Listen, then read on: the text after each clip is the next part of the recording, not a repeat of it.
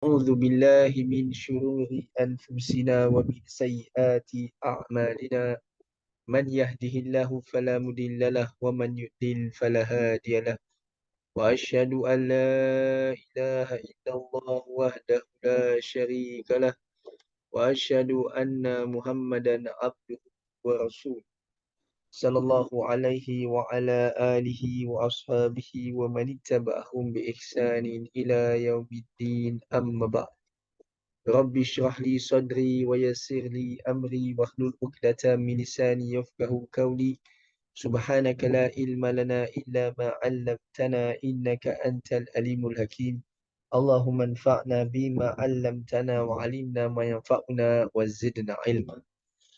Alhamdulillah para jemaah muslimin muslimat rahimani wa rahimakumullah. Marhaban bikum, selamat datang pada kursus umrah secara online. Pertama dan utama, marilah kita tingkatkan kesyukuran kita kepada Allah Azza wa Jal atas segala nikmat-nikmatnya yang iaitu Allah telah kurniakan kepada kita. Nikmat-nikmat Allah ke atas diri kita ini begitu banyak. Sekiranya kalau kita nak hitung nikmat-nikmat Allah, nescaya kita tidak akan dapat menghitungnya.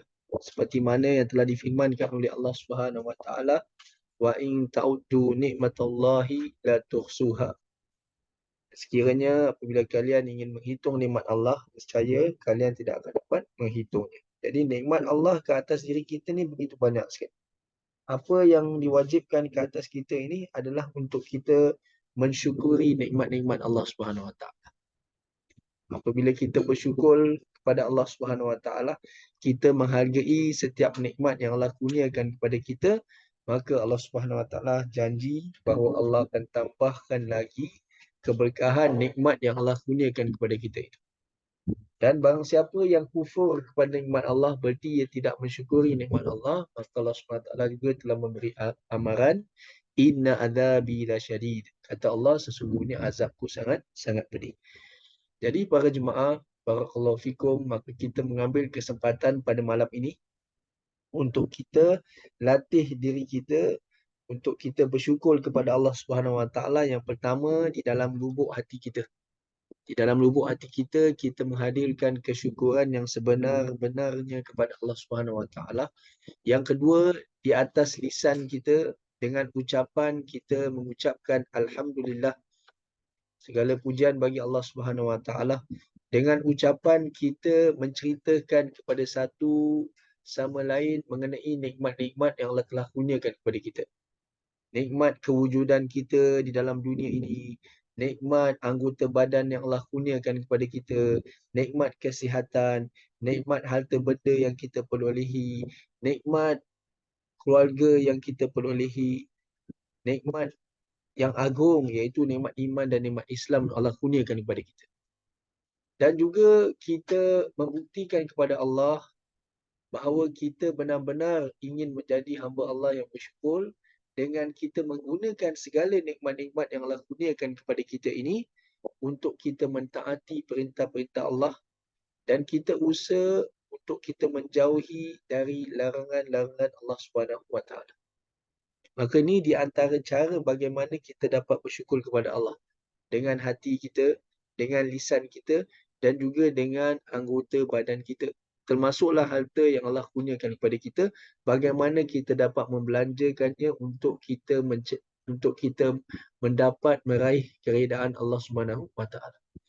Jadi para jemaah, barakallahu fikum, saya ingatkan diri saya dan juga kepada antum semua, bagaimana cara kita dapat bersyukur kepada Allah, bagaimana cara kita dapat mentaati perintah Allah, menjauhi larangan Allah Subhanahu Wa Taala.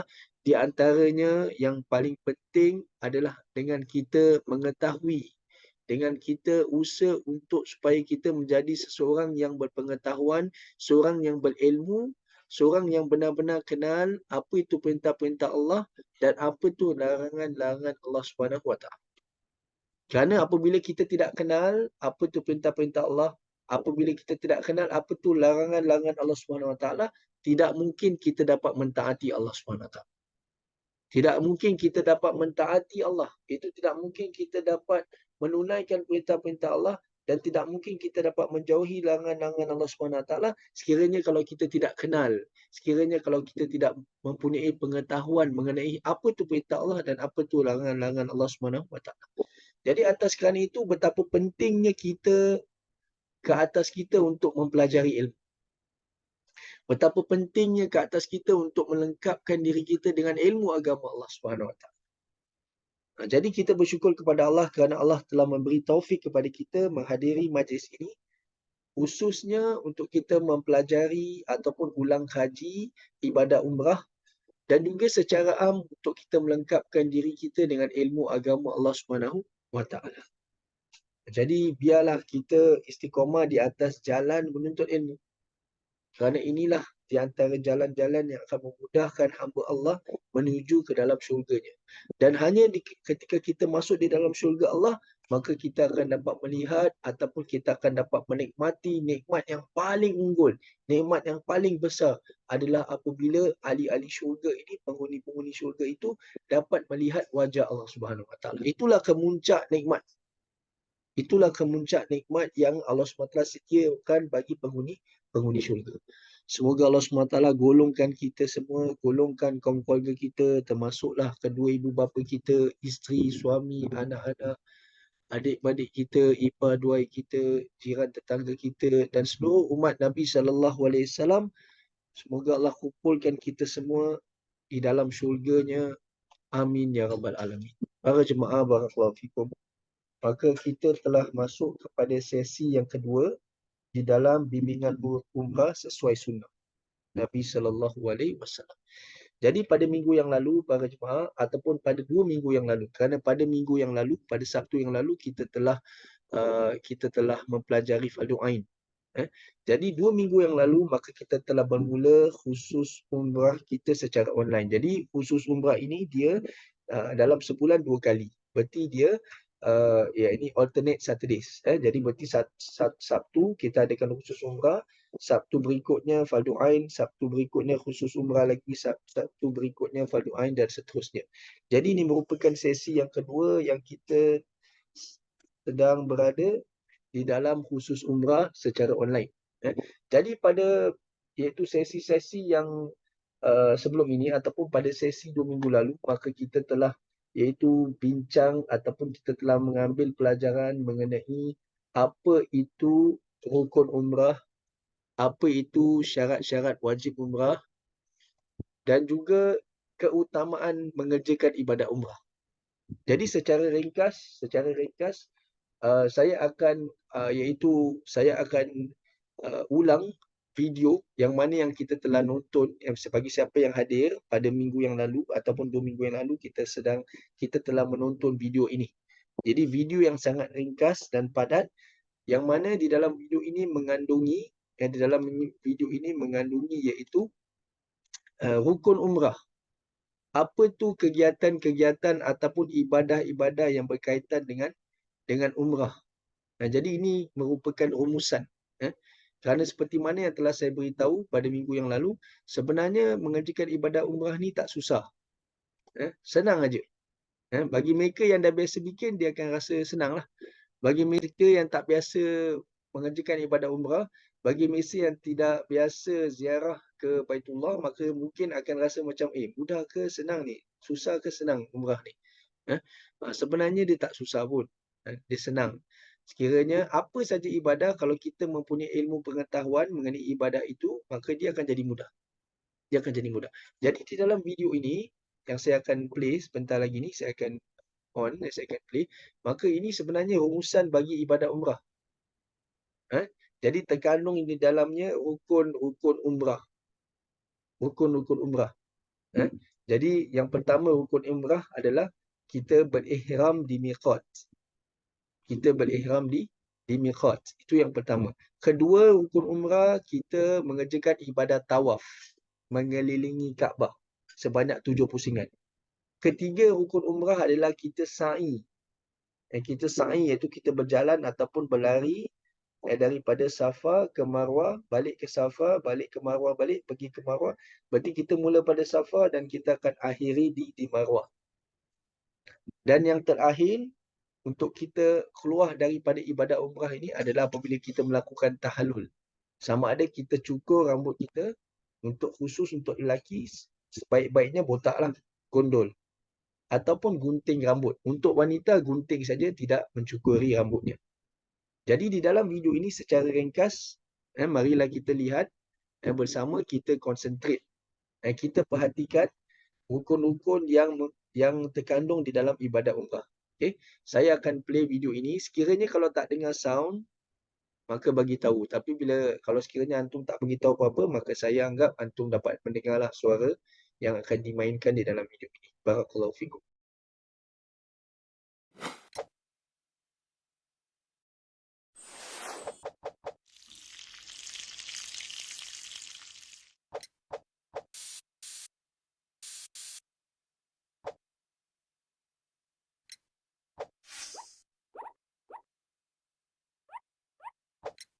لبيك اللهم عمره.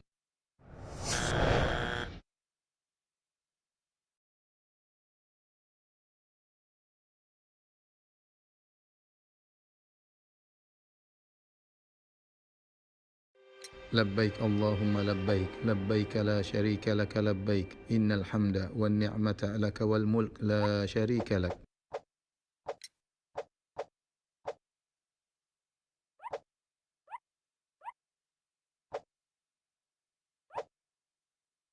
الله أكبر. ربنا آتنا في الدنيا حسنة وفي الآخرة حسنة وقنا عذاب النار.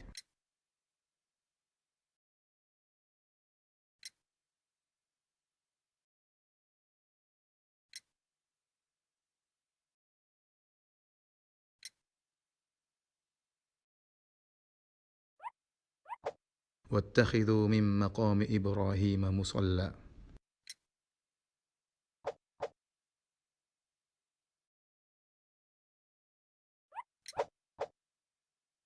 اللهم إني أسألك علما نافعا ورزقا واسعا وشفاء من كل داء.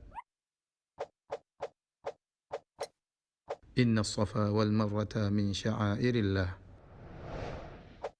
أبدأ بما بدأ الله به. الله أكبر الله أكبر الله أكبر. لا إله إلا الله وحده لا شريك له له الملك وله الحمد وهو على كل شيء قدير. لا إله إلا الله وحده أنجز وعده ونصر عبده وهزم الأحزاب وحده. رب اغفر وارحم إنك أنت الأعز الأكرم.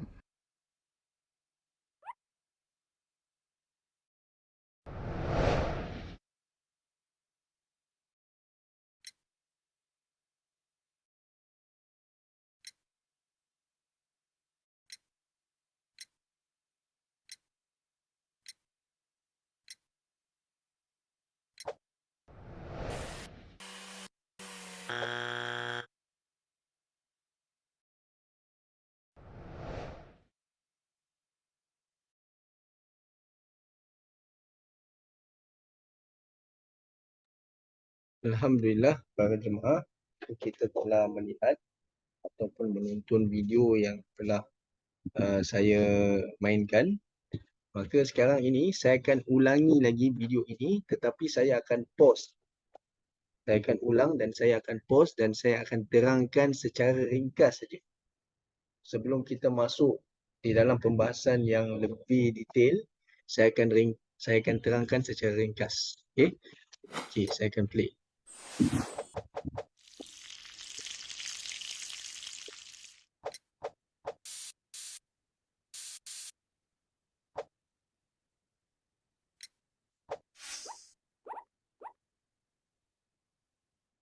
Okey, baik. Kalau kita lihat, yang pertama disebut di sini adalah persiapan. Okey. Jadi persiapan umrah ni dia lebih daripada apa yang terkandung dalam video ni lah. Dia ada persiapan-persiapan lain yang kita akan bahaskan nanti. Kalau bukan pada malam ini, pada Sabtu yang akan datang. Cuma bila kita kata untuk masuk di dalam ibadah umrah, di antara persiapan dia adalah disebut di sini mandi. Disunahkan kita mandi. Disunahkan kita mandi. Jadi bagaimana cara kita nak mandi? Sama macam kita mandi biasa, macam kita mandi hadas, macam kita mandi hadas besar. Cuma mandi hadas besar ataupun mandi junub tu adalah wajib lah hukumnya. Tapi di sini adalah disunahkan mandi. Disunahkan mandi. Nanti kita akan bincang bagaimana cara nak mandi dengan lebih detail lah. Tapi secara ringkas kita kata, kita mandi ni kita niat dalam hati kita bahawa kita mandi untuk kita masuk kepada di dalam ibadat umrah. Berarti mandi ni disunahkan sebelum kita jatuhkan niat ihram. Berarti dalam hati saja kita niat.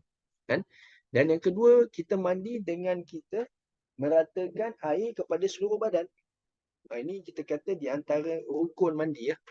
Niat.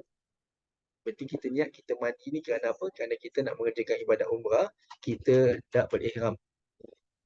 Jadi kita mandi ni mandi sunat ihram. Di dalam hati kita niat. Lepas tu kita meratakan air kepada seluruh badan. Dan of course, kalau kita nak pakai shampoo ke nak pakai sabun, boleh, tak ada masalah. Okay? Cuma kita kata yang paling basic, paling simple sekali bila kita sebut pasal mandi. Okay? Dan juga di antara persiapan umrah ni adalah cukur kumis ataupun kita pendekkan kumis. Kalau bagi lelaki yang ada kumis, yang ada misai, disunahkan kita pendekkan kumis sebenarnya. Itu lagi sunah lah daripada cukur. Lepas tu cabut bulu ketiak, cukur bulu, bulu kemaluan dan sebagainya semua. Dan ini semua dilakukan sebelum mandi. Sebelum mandi. Disunahkan dilakukan sebelum kita mandi. Kalau katakan kita nak trim rambut kita ke, nak kemas-kemaskan sikit janggut, bagi wanita pun kalau nak gunting rambut dulu dan sebagainya, maka buat semua sebelum jatuhkan niat ihram. Okey. Dan setelah itu disebutkan di sini, di antara persiapan sebelum kita jatuhkan niat ihram itu, maka kita boleh memakai minyak wangi. Berarti bila kita nak pakai minyak wangi itu, kita pakai kat mana? Pakai dekat badan kita. Kita pakai dekat badan. Sebelum kita memakai pakaian, sebelum kita memakai ihram, ataupun bagi wanita sebelum dia nak pakai baju, maka dia pakai minyak wangi di mana? Di badan. Cuma nanti minyak wangi pun kita akan masuk penjelasan yang lebih detail lagi. Lepas tu kita mengenakan pakaian ihram. Jadi pun nanti kita akan terang dengan lebih detail lagi mengenai perkara ini. Cuma disebutkan di dalam, kalau kita lihat dalam video ni, gambar ni, untuk lelaki dia 2 lembar kain ihram. Jadi kain ini kita namakan kain ihram. 2 lembar, 2 helai. Berarti dia ada helai, sehelai yang mana bahagian atas yang dikenal sebagai rida, bahagian bawah yang dikenal sebagai izar. Izar ni sarung lah kat bawah. Rida ni yang tutup bahagian atas untuk lelaki. Jadi berarti 2 helai kain aja. Rida dengan izar. Bagi wanita, pakaian yang menutup seluruh aurat, kecuali muka dan tapak tangan, mengikut sebahagian pendapat. Ada juga yang pendapat mengatakan seluruh tubuh badan. Okay? Itu pun nanti kita akan bincang kemudian. Jadi ini merupakan persiapan yang mula-mula sekali. Dan ini biasanya dilakukan bila? Ini biasanya dilakukan bagi lelaki sama ada di pesawat, dia dah siap-siap untuk sebelum dia jatuhkan niat, sebelum dia jatuhkan niat ihram di miqat, nanti kita akan terangkan apa itu miqat.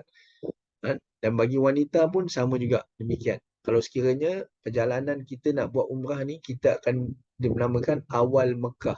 Berarti kita akan terus masuk Mekah. Daripada Jeddah, akan terus pergi ke Mekah, akan terus buat umrah.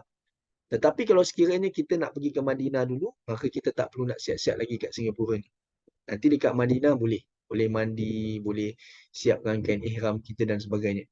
Okay? Ini secara ringkas saja. Secara ringkas. Okay? Labbaik Allahumma umrah.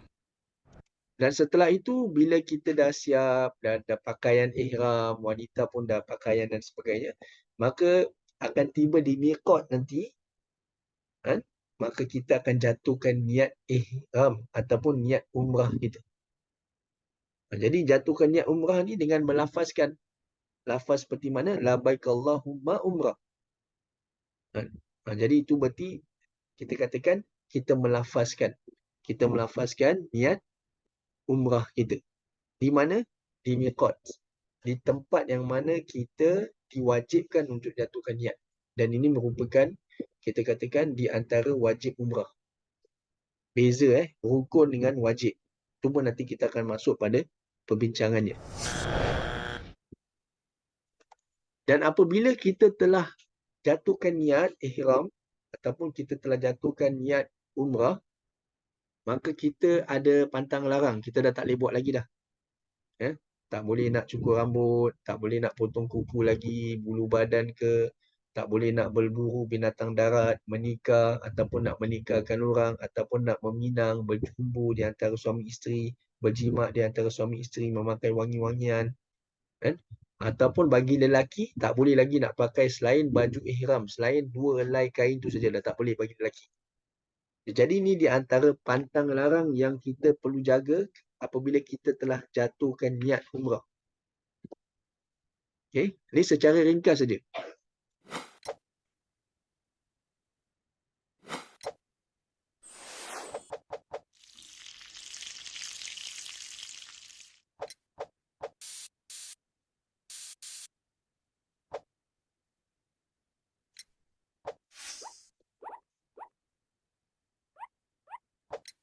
لبيك اللهم عمرة.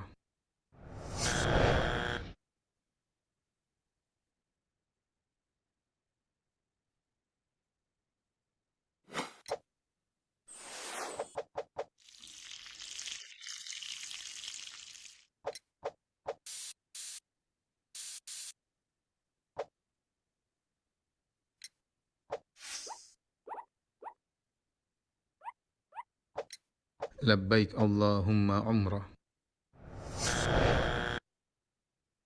Nah, dan juga nanti bila kita dah jatuhkan niat, berarti dah berlaku pantang larang, maka ketika itu kita dah disunahkan untuk talbiyah. Berarti di dalam perjalanan itu, sehingga kita masuk dalam Masjidil Haram, kita dah nampak Kaabah di depan kita ni, rumah Allah, maka baru kita berhentikan lafaz talbiyah itu. Talbiyah berarti labaik Allahumma labaik, itu dinamakan talbiyah. Seterusnya. Okay, jadi berarti disunahkan bila dah jatuhkan niat aja, zikir yang paling utama adalah kita talbiyah, kita bertalbiyah. Itu zikir paling utama. Sehingga mana? Sehingga bila kita masuk, of course kita boleh berhenti lah, bukan terus tak boleh berhenti. Kita makan, kita berhenti dan sebagainya. Lepas tu bila kita ingat balik, kita talbiyah lagi, talbiyah lagi, talbiyah lagi. Kalau kita nak berhenti dengan baca Quran, berhenti ketika solat pun tidak ada masalah. Tapi bila kita tak ada buat apa-apa lagi, kita bertalbiyah lagi. Hingga bila? Hingga bila kita dah sampai kat dalam Masjidil Haram, kita dah nampak dengan mata kepala kita ni rumah Allah Kaabah, baru kita berhenti bertalbiyah.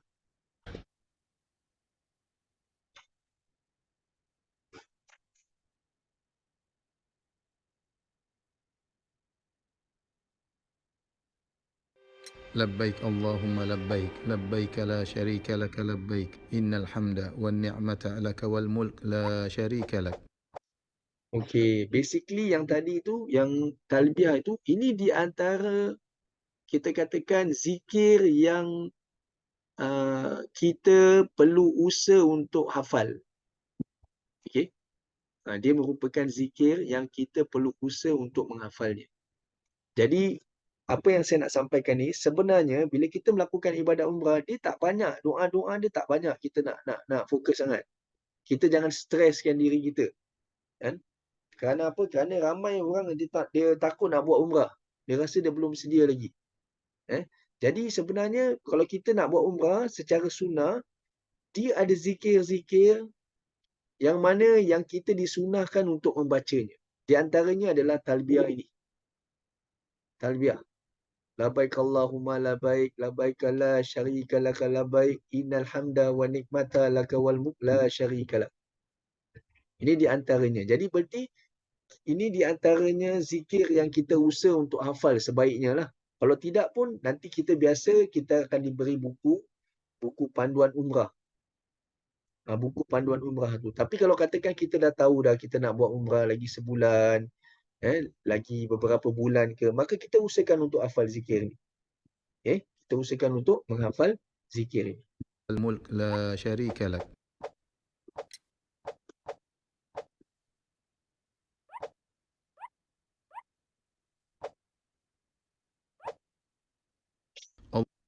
Naam. Jadi bila dah sampai nanti, dah sampai dekat Masjidil Haram, maka seterusnya adalah kita ke atas kita untuk mengerjakan ibadah tawaf. Tawaf berarti mengelilingi Kaabah. Mengelilingi iaitu Baitullah. Jadi kita akan mula daripada rukun Hajar Aswad.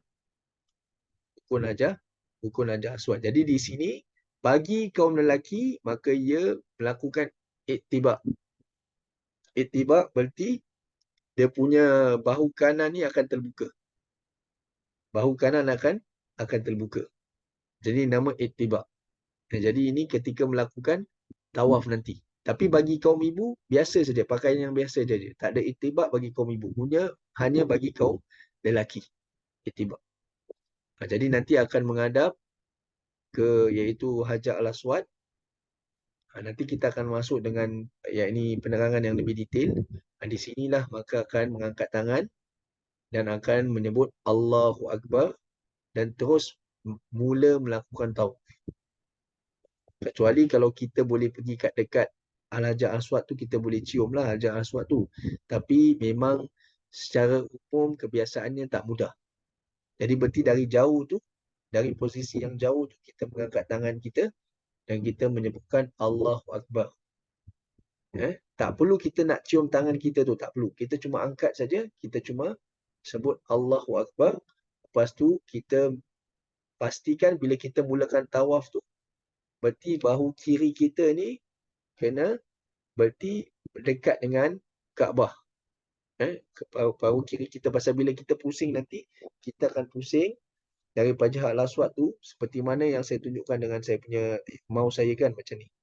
Kita pusing macam tu. Nanti dia akan tunjukkan. Jadi ini di antara cara bagaimana kita nak tawaf nanti. Uh, Allahu Akbar. ربنا آتنا في الدنيا حسنة وفي الآخرة حسنة وقنا عذاب النار. Nah, jadi disebut di sini putaran yang pertama, kedua dan ketiga ramal. Ramal maknanya lari-lari kecil.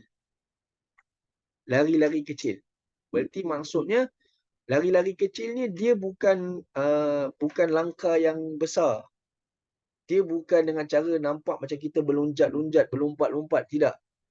Dia bukan cara macam tu.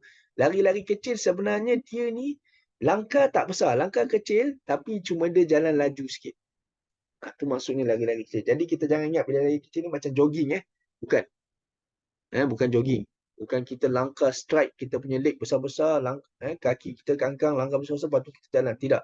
Dia sebenarnya jalan laju, walaupun langkah tak lebar, tapi kita jalan laju. Itu maknanya ramal.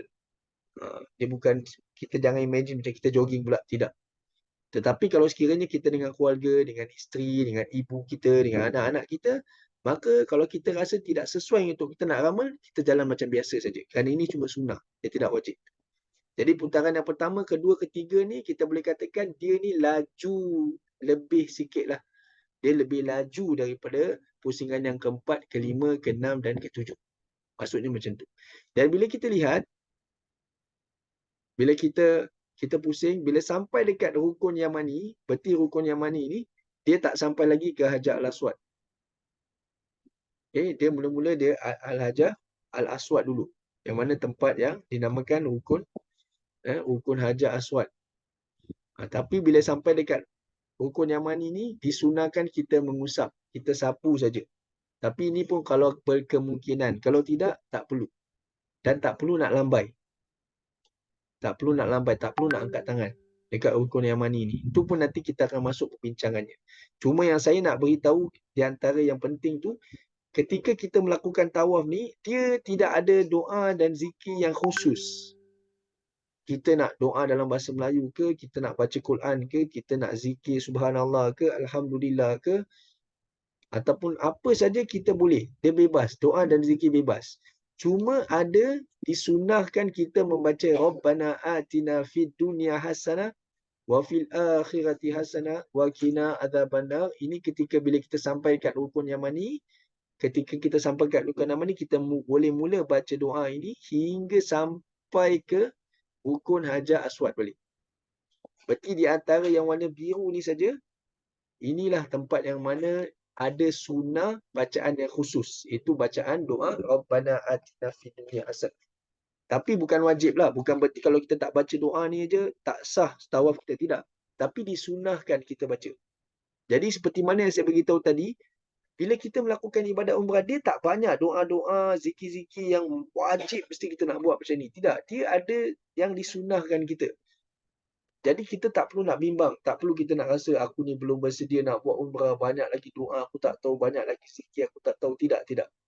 There is nothing for us to feel stress about bila buat umrah ni. Sebenarnya dia mudah saja. Kita boleh berbual dengan Allah dalam bahasa yang kita tahu. Dalam hati kita. Apa saja. Tapi pastikan doa yang baik. Minta yang baik. Jadi yang kedua, yang tadi labaik Allahumma labaik, talbiyah tu kita usaha untuk hafal. Kedua, Rabbana atina fid dunya hasanah hingga akhir.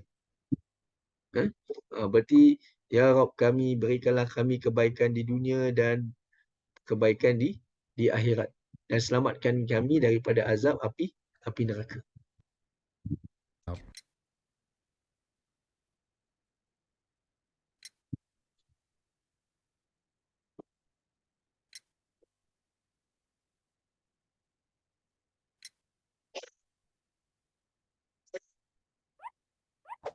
واتخذوا من مقام إبراهيم مصلى. Naam. Jadi bila kita dah habis 7 pusingan, sekarang kita buat apa? Kita menuju ke makam Ibrahim. Makam Ibrahim yang ini. Kita boleh kata dia ni bertentangan dengan Multazam, dengan pintu Kaabah ni. Dia di situ. Jadi kita bila menuju ke makam Ibrahim, pastikan kita ada di belakang makam Ibrahim. Dia tak semestinya betul-betul kat belakang. Dia tak semestinya kita mesti nak kena sentuh makam Ibrahim ni. Tidak. As long as dia belakang makam Ibrahim, jadi bila dalam kita menuju ke makam Ibrahim tu, maka disunahkan kita baca wattakhidhu min maqami Ibrahim musalla. Disunahkan kita baca ini di makam Ibrahim. Jadi ini juga di antara zikir yang kita boleh usahakan untuk hafal. Sekiranya, tapi seperti mana saya kata, dia bukan wajib. Berarti kalau kita tak hafal, kita terlupa, tetap kita punya tawaf ibadat umrah kita sah. Tapi kalau kita nak amalkan sunnah, ni di antara zikir yang kita boleh usaha untuk kita hafal ataupun kita baca. Walaupun dengan melihat buku ataupun nota yang ada dekat tangan kita nanti.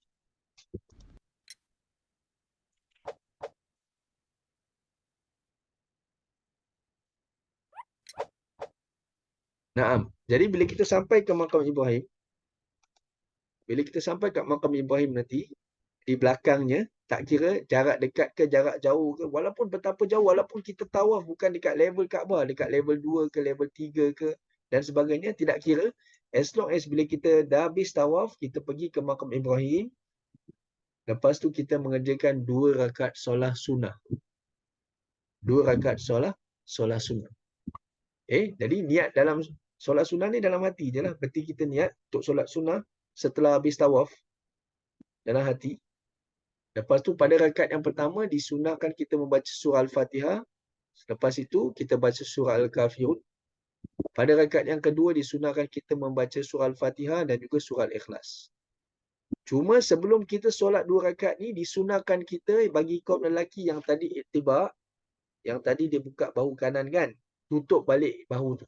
Sebelum nak solat, tutup kembali bahu kanan yang dibuka tadi ketika tawaf. Tutup balik.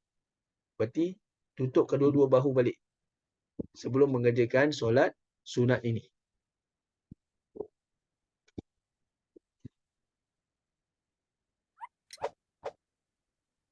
اللهم إني أسألك علما نافعا ورزقا واسعا وشفاء من كل داء. Naam. Jadi setelah kita melakukan solat sunat, apa yang perlu disunahkan kita lakukan adalah kita terus pergi ke tempat untuk kita boleh mendapatkan air zam-zam. Tapi kalau sekiranya kita dah ada standby dalam botol, yang kita bawa, dah tak perlu lagi lah pergi ke tempat tu. Tapi kalau tidak, kita pergi ke belakang. Dekat belakang tu nanti ada tempat yang mana ada paip. Tempat yang mana kita boleh mendapatkan air zam-zam. Kerana disunahkan kita minum air zam-zam, disunahkan kita minum, dan bila kita minum, disunahkan kita membaca doa, Allahumma inni as'aluka ilman nafi'a wa rizqan wasi'a wa shifaan min kulli da'. Jadi kita memohon kepada Allah, ya Allah, sesungguhnya aku memohon kepadamu ilmu yang bermanfaat, rezeki yang luas dan juga syifa, itu penyembuh dari segala penyakit. Jadi kita mohon kepada Allah. Jadi kita minum, disunahkan kita minum di dalam keadaan duduk. Disunahkan kalau berkemungkinan. Tapi kalau sekiranya ramai orang, tak boleh nak duduk pun, tak ada tempat nak duduk pun, dibolehkan, mubah untuk kita minum dalam keadaan berdiri. Dan kita minum, selepas itu kita juga boleh melumurkan kepala kita dengan sedikit air zam-zam. Seperti kita basahkan sikitlah kepala kita ni. Pasal kita macam ibarat freshen up diri kita ni dengan air zam-zam ni setelah kita minum. Wa shifaan min kulli da'. Inna as-safa wal marwata min sya'airillah. Naam. Jadi setelah kita dah minum air zam-zam, maka kita terus kita pergi kepada ibadah umrah yang seterusnya. Berarti kita melakukan sa'i. Dan ada juga dikatakan disunahkan sebelum kita pergi keluar daripada Masjidil Haram itu, untuk kita nak pergi ke tempat sa'i ni, di antara Safa dan Marwah ni, untuk kita mengerjakan sa'i, maka kita boleh kembali. Berarti maknanya bukanlah kita kena pergi dekat sangat pun. Berarti kita kembali kepada Hajar Al-Aswad tu. Dia ada dia punya line dia. Kita cuma lambai saja sebelum kita keluar daripada Masjidil Haram untuk kita pergi ke yang ini tempat sa'i, iaitu di antara dua bukit Safa dan Marwah. Jadi di dalam perjalanan menuju ke Safa ini, kerana kita mula di Safa, maka kita disunahkan membaca Inna Safa wal Marwa min sya'airillah. Inna Safa wal Marwata min sya'airillah. Sesungguhnya Safa dan Marwah adalah daripada syiar-syiar agama Allah Subhanahu wa Ta'ala. Jadi ini pun di antara doa yang disunahkan kita baca. Kita boleh usaha untuk menghafalnya, ataupun kita boleh lihat dari nota yang ada pada kita nanti. Abda'u bima bada Allahu bih. Naam. Dan juga disunahkan kita membaca Abda'u bima bada Allahu bih. Aku bermula dengan apa yang dimulakan oleh Allah dengannya. Kerana Allah di dalam Al-Quran, Allah SWT bila berfirman, Allah sebut Safa, baru Allah sebut Marwah. Jadi kita bila bermula sa'i pun, kita mula daripada Safa, terus pergi ke Marwah. Kita tidak mula daripada Marwah, tapi kita mula daripada Bukit Safa. Daripada Safa. Seperti mana yang Allah SWT sebutkan dalam Al-Quran. Jadi ini pun di antara zikir yang kita boleh baca, disunahkan kita baca. Abda'u bima bada'allahu bih. Aku bermula dengan apa yang dimulakan oleh Allah dengannya. Allahu akbar, Allahu akbar, Allahu akbar. La ilaha illallah wahdahu la syarika lah. Lahul mulku wa lahul hamdu wa huwa ala kulli syai'in qadir. La ilaha illallah wahdah anjaza wa'dah wa nasara 'abdah wa hazamal ahzaba wahdah. Naam. Bila kita dah sampai ke Safa, kalau berkemungkinan kita dapat melihat Kaabah, kita menghadap Kaabah. Kalau kita dapat berkemungkinan nampak lihat Kaabah tu, baiklah. Kalau tidak, as long as kita menghadap Kaabah, sebelum kita mula sa'i, maka kita disunahkan membaca zikir ini. Okay, Allahu Akbar, Allahu Akbar, Allahu Akbar, La ilaha illallah wahdahu la syarikalah, lahul mulku wa lahul hamdu wa huwa ala kulli syai'in qadir, La ilaha illallah wahdahu anjaza wa'da wa nasara abda wa hazamal ahzaba wahda. Jadi disunahkan kita membaca zikir ini. Dibaca 3 kali. Kan? Dan kita baca, lepas tu kita doa. Kita baca, kita doa, kita baca, lepas tu kita terus mulakan sa'i kita.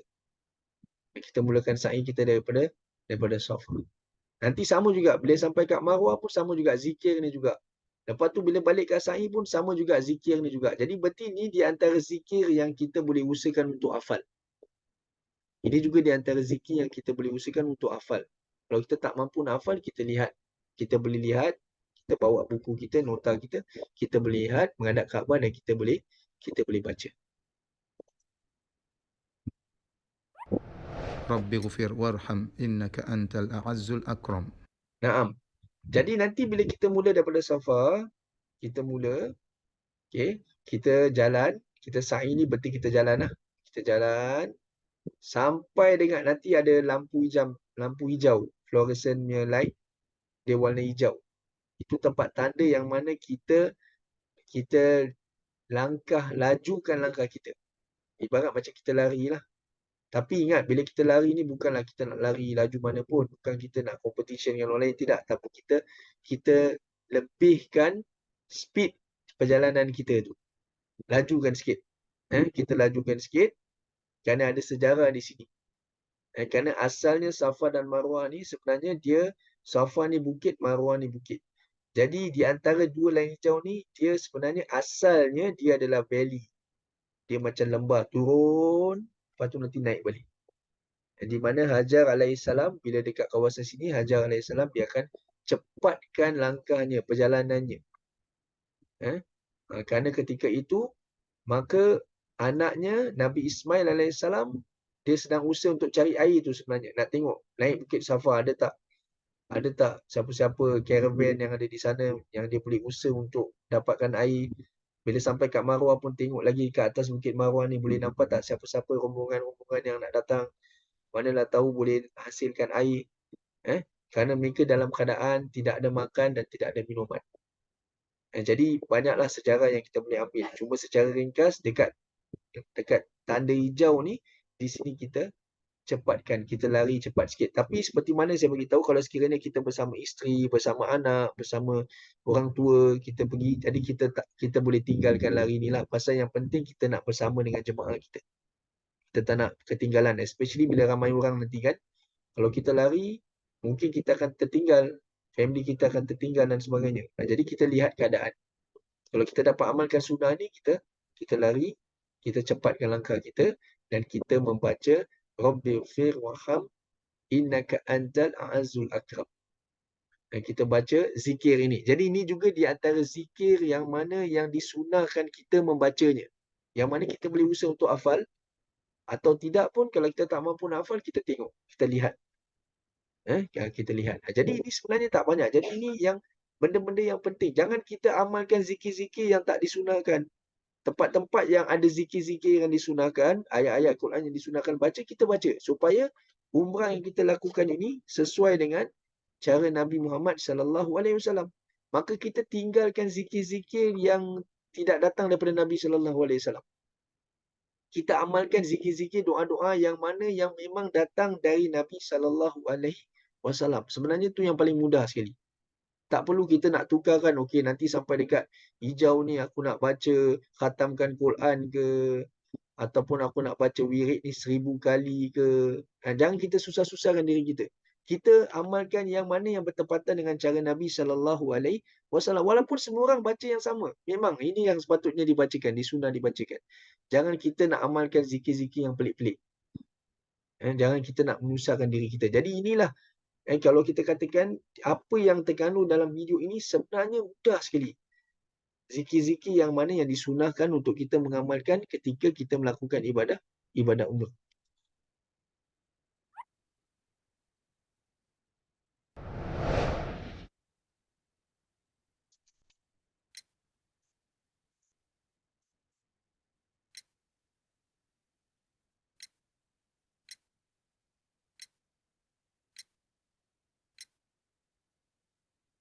Nah, jadi setiap kali bila kita sampai dekat daripada Safa, sebelum kita mula, kita menghadap Kaabah, kita berzikir, berdoa, berzikir, terus kita mula sampai ke Marwah. Ke Marwah pun kita menghadap juga Kaabah, kita berzikir, berdoa, berzikir, terus kita pergi balik ke Safa. Sampai Safa pun sama, menghadap Kaabah, berzikir, berdoa, berzikir, terus kita pergi ke Marwah. Jadi bila kita kata berzikir yang mana yang telah diajarkan tadi, berdoa is open. Any doa yang kita nak minta pada Allah SWT. Sampailah kita akan akhir di mana? Kita akan akhir balik. Kita akan last kali, kita akan sampai ke Marwah balik. Berarti mula daripada Safa, 1, 2, 3, 4, 5, 6, 7. Kita akan sampai ke Marwah. Berarti kita dah habis dah ibadah sa'i kita.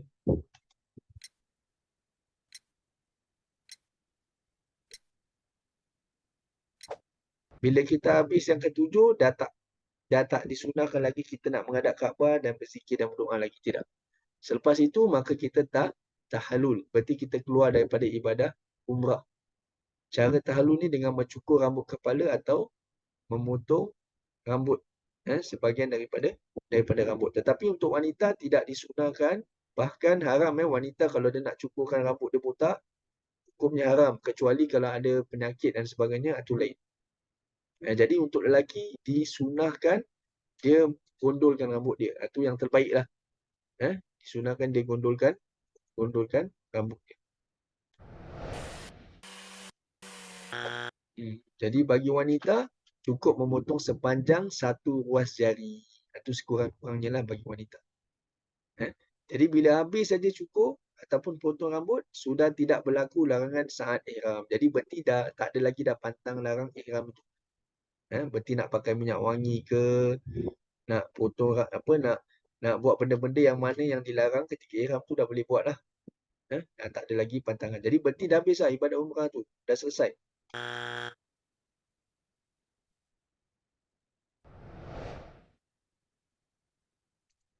Nah, okay. So basically inilah kita katakan rumusan ibadah umrah tu.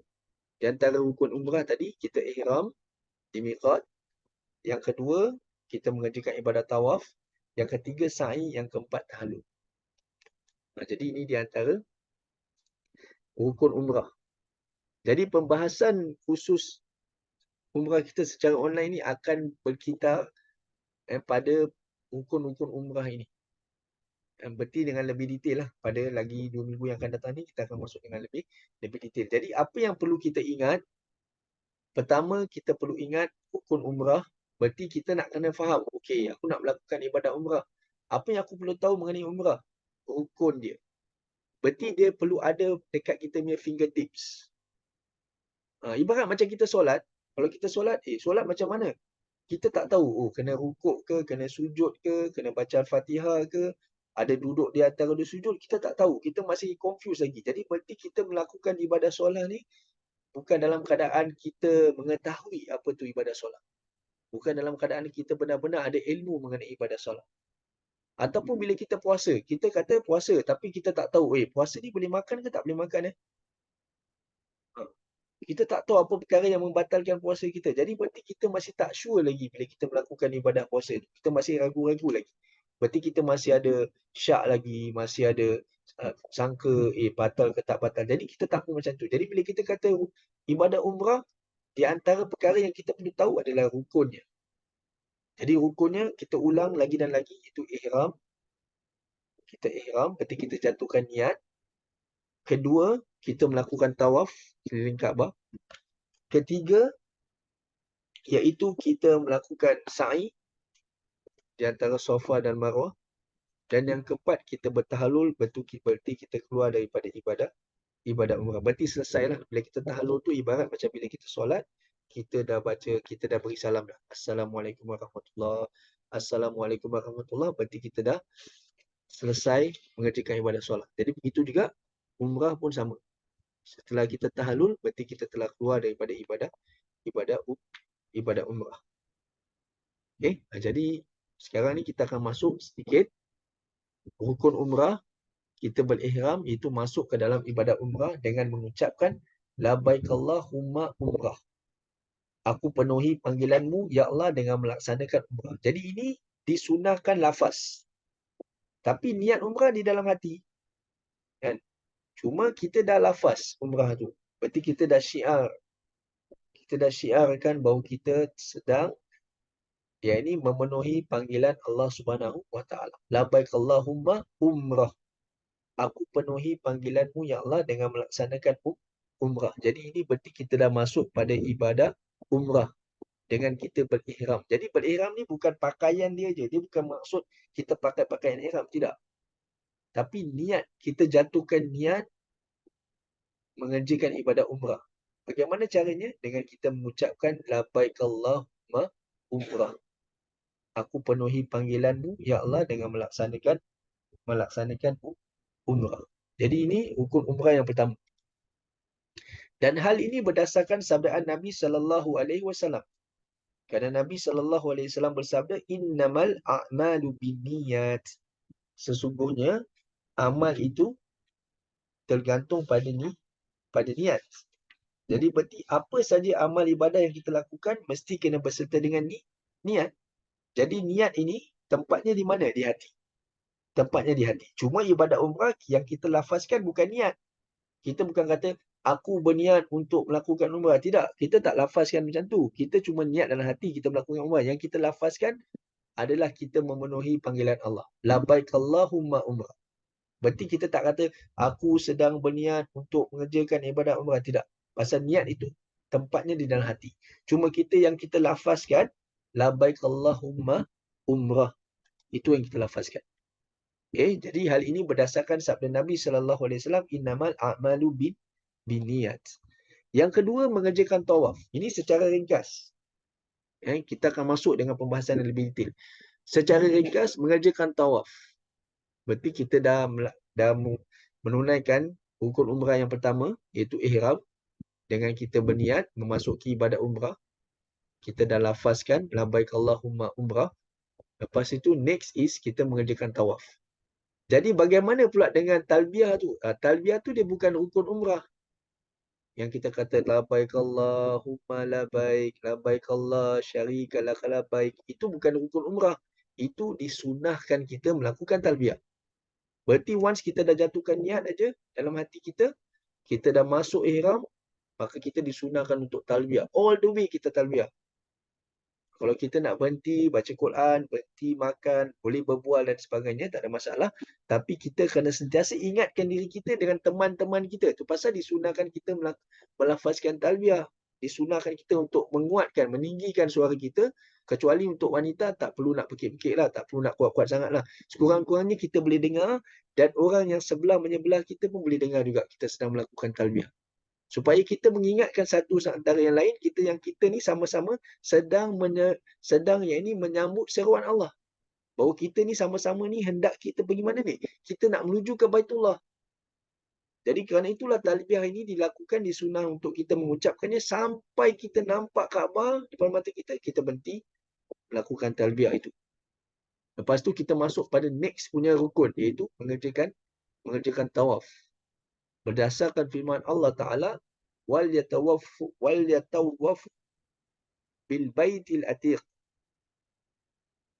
Iaitu dan hendaklah mereka melakukan tawaf sekeliling rumah yang tua itu, iaitu Baitullah.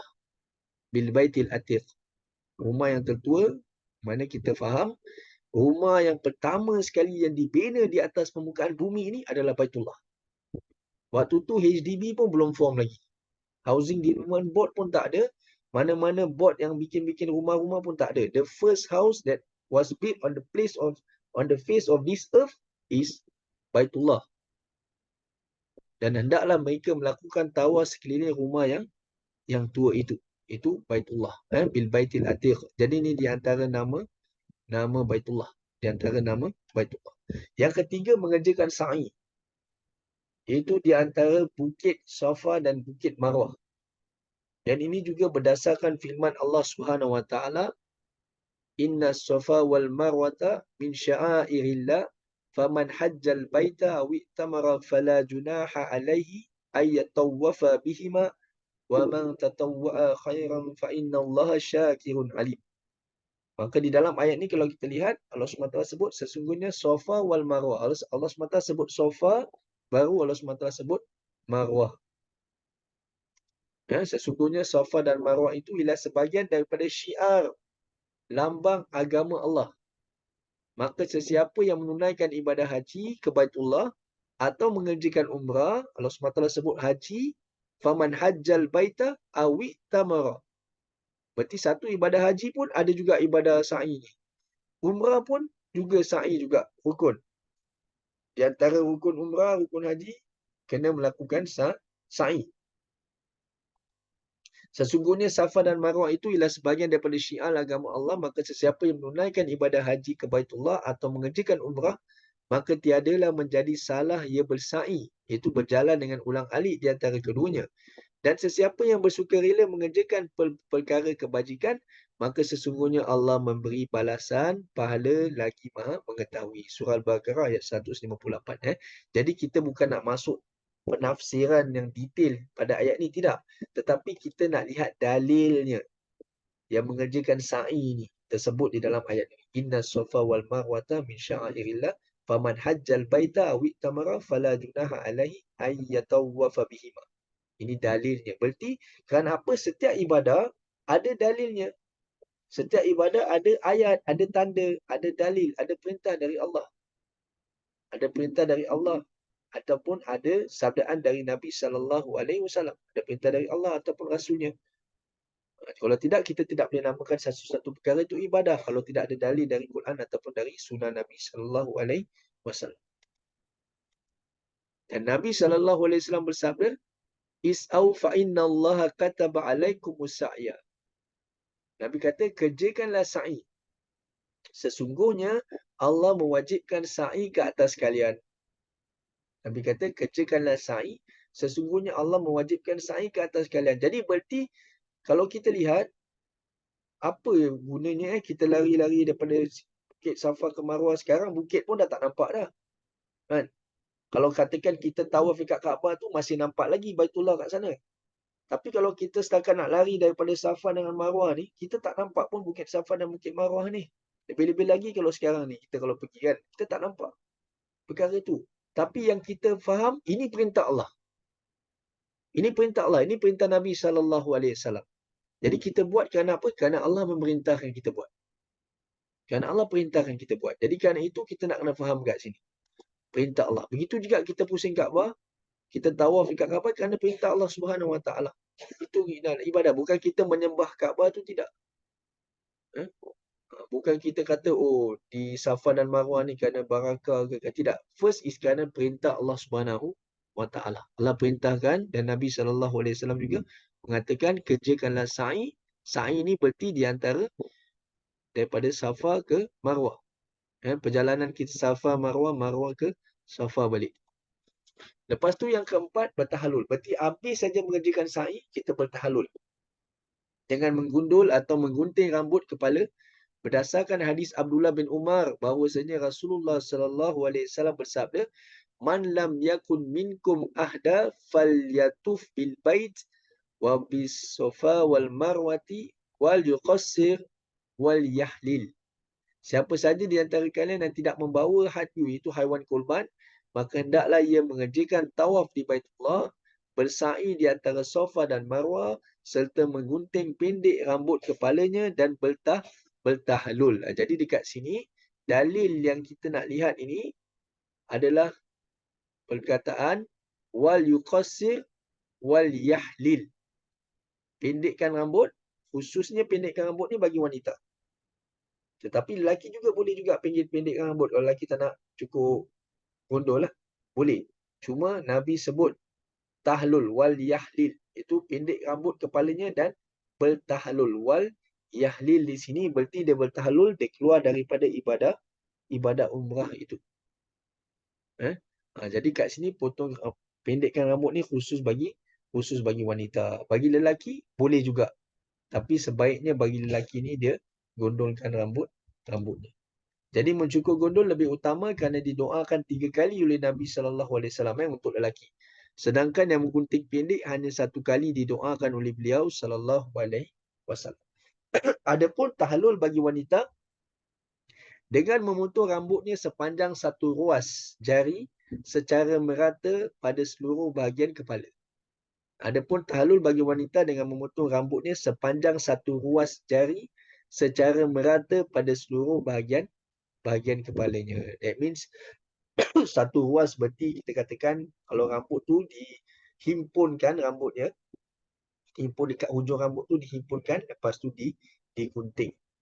Digunting 1 ruas jari secara merata pada seluruh bahagian kepala. Okey, jadi para jemaah barakallahu fikum, maka kita baru lalu kita kata secara ringkas saja. Secara ringkas. Rukun umrah. Berarti niat ihram, tawaf, sa'i, lepas tu bercukur, bergunting. Dan juga disebutkan yang kelima ini di sudut mazhab Imam Syafi'i rahimahullahu ta'ala, khususnya tertib pada semua rukun. Tapi bukan berarti kalau ikut mazhab yang lain tak perlu tertib, tidak. Tapi maksudnya disebutkan di antara rukun umrah tertib. Berarti kita kalau nak buat umrah ni, kita mesti kena niat dulu ihram, lepas tu buat tawaf, lepas tu sa'i, baru gunting. Kita tak boleh nak tawaf dulu, pasal kita tengok kita tak boleh nak buat sa'i dulu. Kita kata sa'i ni, tawaf ni ramai orang sedang tawaf, mari kita pergi buat sa'i dulu, tak boleh. Sebelum sa'i kena tawaf dulu. Jadi berarti dia ikut tertib. Kita tak boleh kata kita might as well kita gunting rambut dulu, cukur dulu. Dah botak rambut kan tawaf lagi bagus. Tak panas. Contoh kan. Tak boleh. Dia kena ikut tertib. Jadi ini di antara rukun umrah. Jadi ini perkara yang kita nak kena ingat, hafal. That means before kita masuk dengan pembahasan lebih detail, kita nak kena faham. Okey, aku nak buat ibadat umrah. Ini di antara rukun umrah sekarang. Yang aku tahu bila aku nak buat ibadat umrah, kalau orang kata, kau umrah ni macam mana cara dia nak bikin? Ada rukun dia. Niat, ihram, tawaf, sa'i, bercukur ataupun bergunting. Lepas tu dia juga ada yang mana yang dikatakan wajib umrah. Wajib umrah. Wajib umrah berarti kalau kita tak buat, tetap umrah kita diterima. Umrah kita tetap sah. Tapi cuma sebagian ulama mengatakan kalau kita tidak buatkan wajib umrah, dia ada dikirakan berdosa. Dan ada sebagian ulama mengatakan kena bayar denda ataupun yang disebut dengan dam. Itu pun juga nanti kita akan masuk perbincangannya. Jadi di antara wajib umrah, niat ihram umrah di miqat. Wajib. Berarti niat ihram ni rukun umrah. Tapi kita boleh tak niat kalau bukan dekat miqat, katakan. Kita tak jatuhkan niat dekat miqat. Macam mana? Boleh ke tak boleh? Di sini ada perbezaan pendapat di antara para ulama. Boleh ke tak boleh? Cuma rukun dia kena niat. Ada niat. Kena niat ihram. Mesti nak kena ada niat. Tak boleh tak ada niat. Kerana innamal amalu biniat. Tapi kita niat ni kat mana?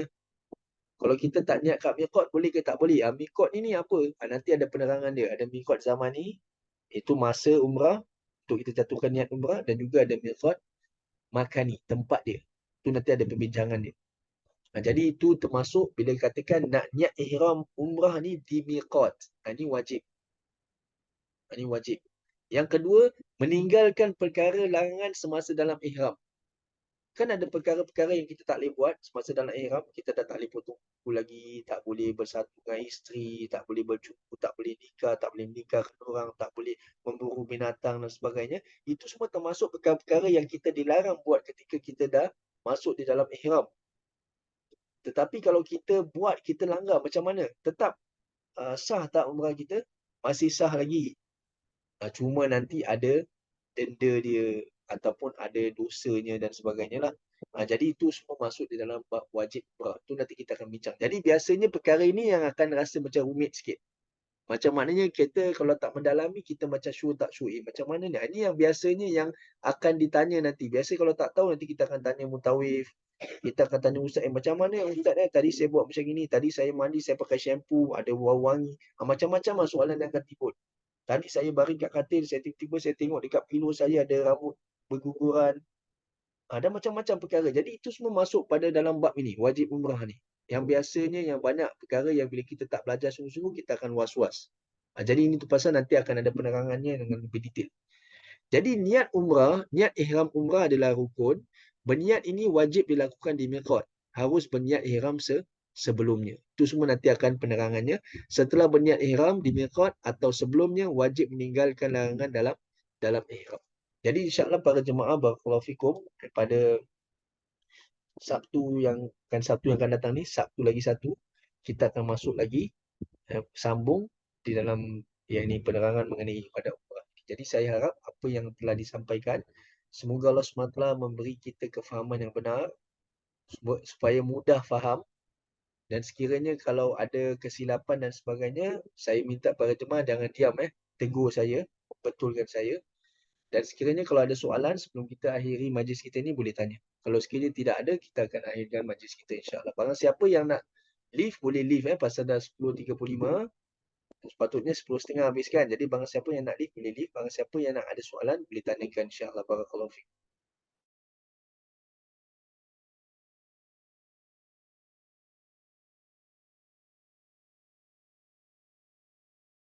Para jemaah masih dengan saya lagi ya. Assalamualaikum Ustaz. Waalaikumsalam warahmatullahi. Saya nak tanya, ini yang Ustaz explain pasal umrah ni, ada buat recording tak? Boleh kasih? Sebab boleh buat ulang kaji. Insya-Allah ada, memang ada.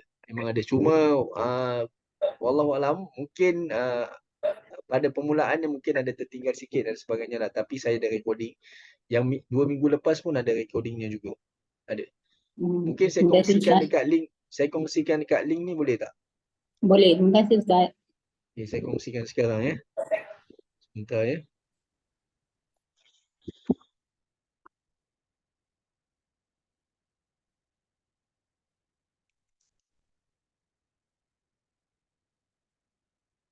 Selain daripada tu ada soalan yang lain? Siapa-siapa yang ada soalan?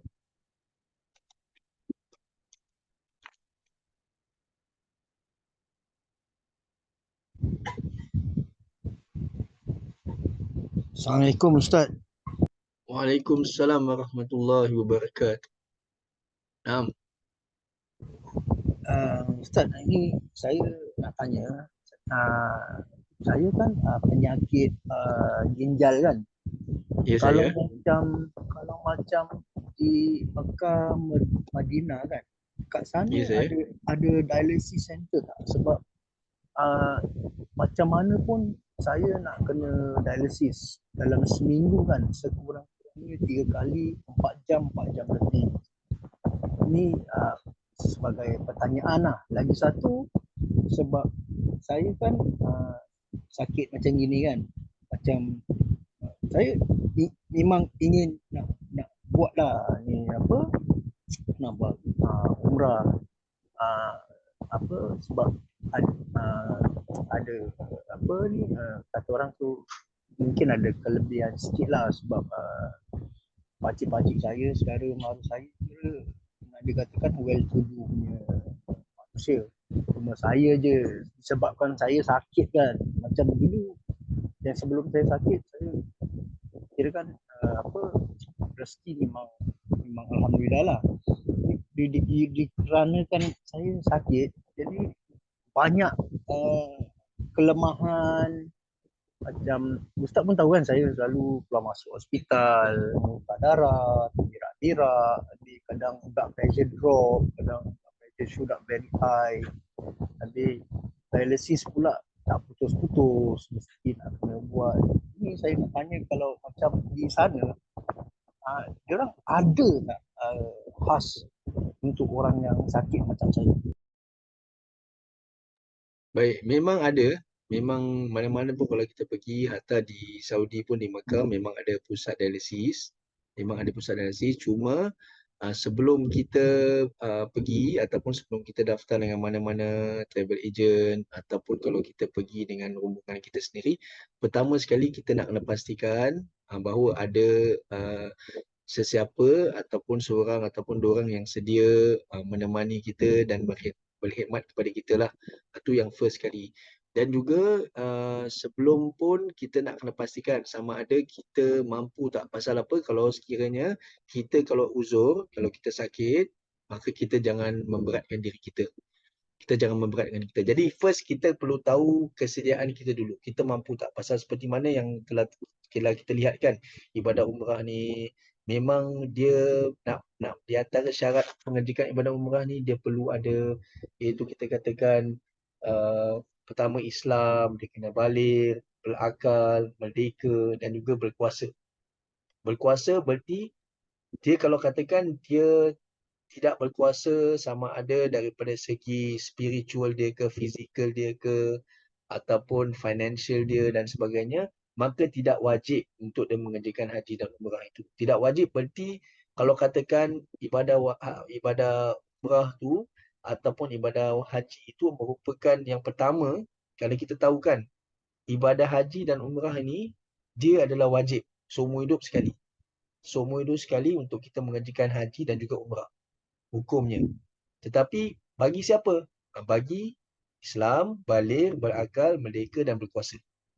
Tapi kalau sekiranya kita uzur dan kita rasa kita tidak ada kemampuan nak bikin. Pasal bila kita lihat, kita nak naik flight, lepas tu kita nak kita nak tawaf 7 pusingan, nak sa'i dan sebagainya. Lepas tu banyak lagi lah perkara-perkara. Maknanya dia ada juga hardship dia juga.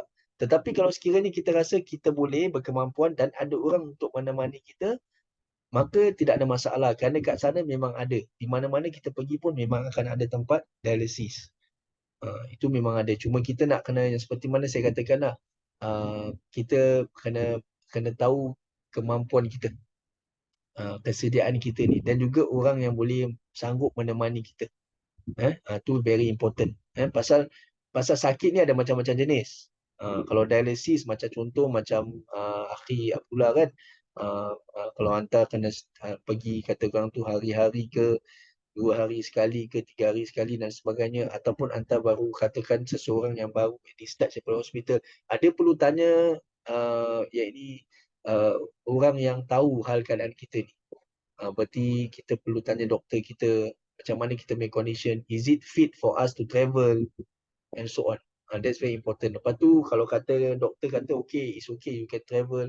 Lepas tu kita kena bagi tahulah kita akan pergi ke negara-negara sekian, maka kita perlu ada surat daripada doktor untuk referral dan sebagainya. Jadi ini semua is very important lah. Ini perkara yang mana kalau katakan kita kurang sihat dan kita rasa kita masih nak pergi juga, so these are the things that kita kena prepare lah. Okay. So insyaAllah nanti Ana akan hubung hantar. Okay, bila kita jumpa nanti ataupun kita akan PM, Ana akan terang dengan lebih lanjut pada bab ni. Barakallahu fikum. Syafakallah.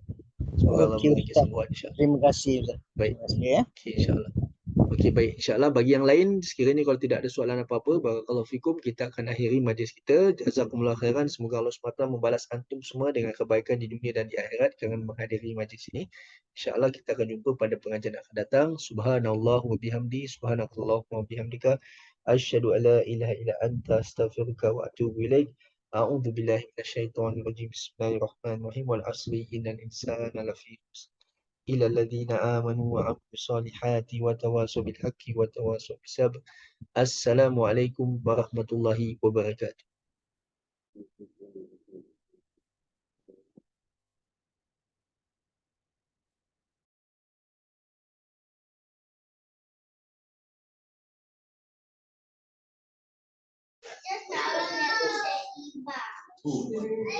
Sarah.